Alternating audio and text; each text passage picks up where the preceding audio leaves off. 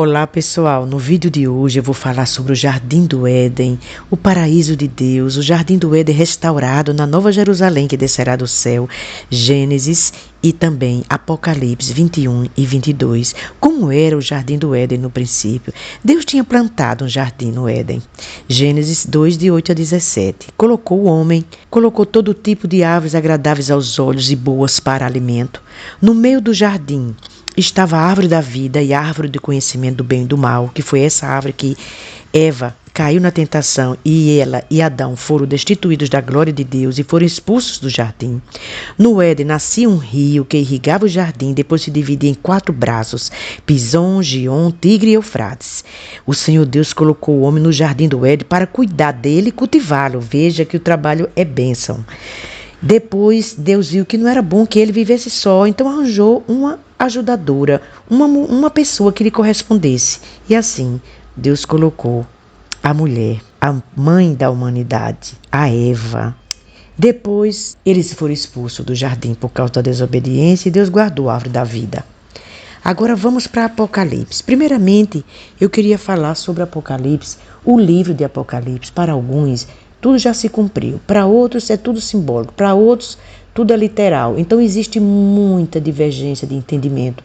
Mas é melhor a gente ler o que está escrito. Até porque o Senhor diz já no final que não é para a gente nem alterar, nem tirar, nem acrescentar nada desse livro. O livro da profecia, que foi a revelação que Jesus deu para João na ilha de Patmos. A ilha de Patmos é uma ilha que ficava na Ásia e atualmente ela pertence à Grécia.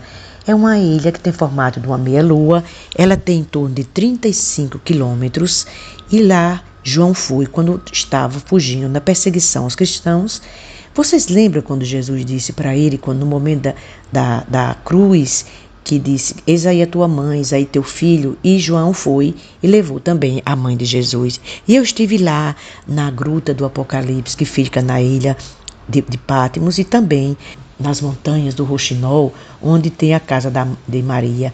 A arqueologia ainda não provou se de fato esses foram lugares que eles viveram, mas com certeza a revelação, João está dizendo em Apocalipse 1:9, eu João, irmão e companheiro de vocês, no sofrimento no reino e na perseverança Jesus estava na ilha de Patmos por causa da palavra de Deus e do testemunho de Jesus. Então ele estava lá, ele teve a revelação lá e possivelmente escreveu quando ele já estava em Éfeso. Eu também estive em Éfeso e estive lá na casa de Maria, um lugar muito lindo, gente, um lugar tão tranquilo. Tem um vídeo aí do canal, essa viagem que eu fiz de 2016 para a Turquia e para a Grécia.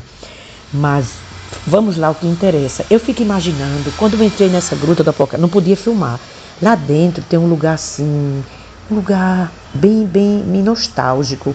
E tem uma janelinha, eu imagino, né? Ele estava exilado, mas eu acho que ele não era impedido de sair. Imagine quantas vezes ele viu aquele mar lindo, aquele azul turquesa ali da janela. Nova Jerusalém, quando ele descreve, no capítulo 1, ele diz assim, então vi novos céus e nova terra, pois o primeiro céu e a primeira terra tinham passado e o mar já não existe. Imagine, o mar não existia mais na visão de João, não vai existir o mar.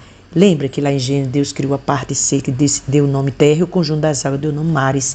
E existe um rio, existia um rio no Éden, lá em Gênesis, e vai existir um rio, o rio da vida também, lá na Nova Jerusalém. E a árvore da vida, que vai dar frutos, né, para o ano todo, 12 meses por ano. Vamos ver Jesus face a face. Como assim? E Deus? Não, Deus, diz assim na palavra de Deus, ninguém jamais viu a Deus. Deus nunca foi visto por alguém. Deus é espírito, conforme João 4:24. Ele é invisível, conforme Colossenses 1:15, 1 Timóteo 1:17.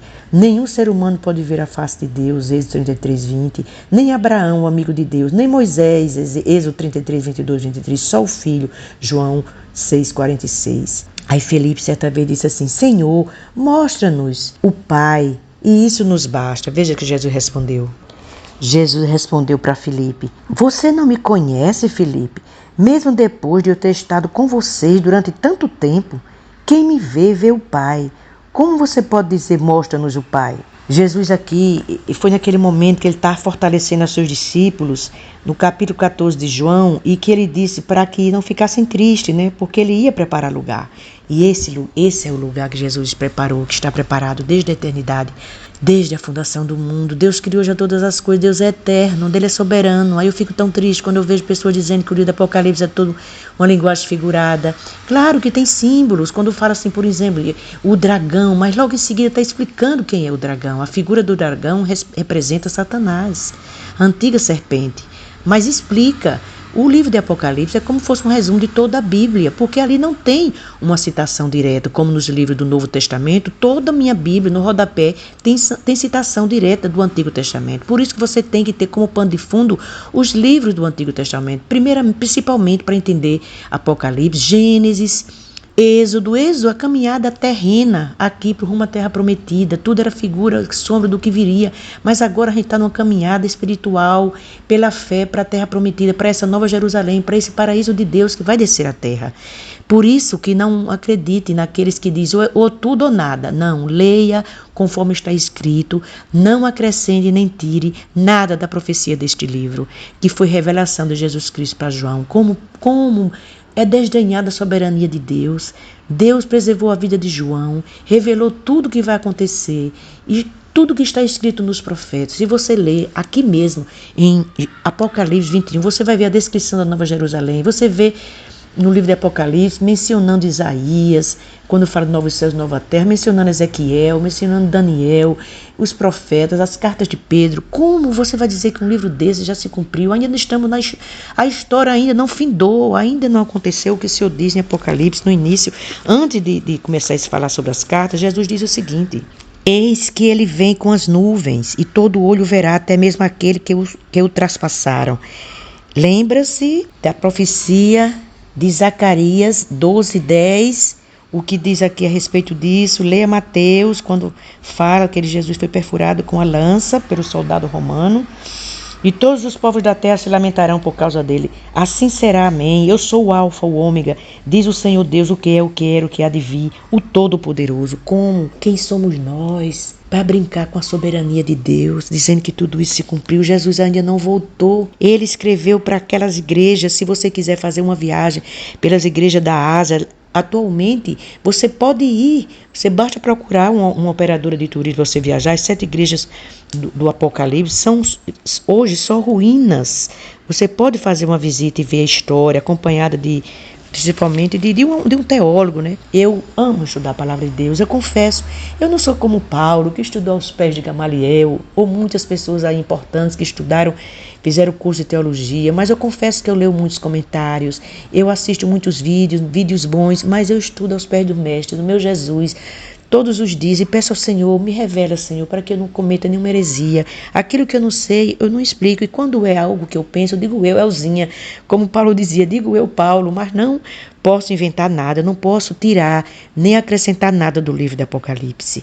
Mas para isso tem uma condição, para que você veja, você tem que estar seu nome escrito no livro da vida, basta você crer em Jesus, porque precisamos declarar, confessar com nossa boca e crer no coração que a gente é filho de Deus e pedir para que escreva o nosso nome no livro da vida, para que a gente herde todas essas coisas. Lá não vai ter sol, lá não precisa de sol, porque Jesus é a nossa candeia. Lá não vai ter templo, porque o próprio santuário de Deus vai descer à terra, o tabernáculo de Deus. Deus é o próprio templo, nós vamos servir ao Senhor, nós vamos vê-lo face a face. Nunca mais haverá choro, nunca mais haverá pranto, nem dor. Que alegria será. Nós estamos aqui nessa caminhada aqui, terrena, que não se compara com ainda o que há de vir. A glória do Senhor será maior do que a primeira casa, do que os templos de Jerusalém. Vai ser agora toda a nova Jerusalém será irradiada com sua luz e a gente vai reinar com ele para todos os séculos dos séculos e a eternidade. Amém. Aceite Jesus enquanto se pode achar.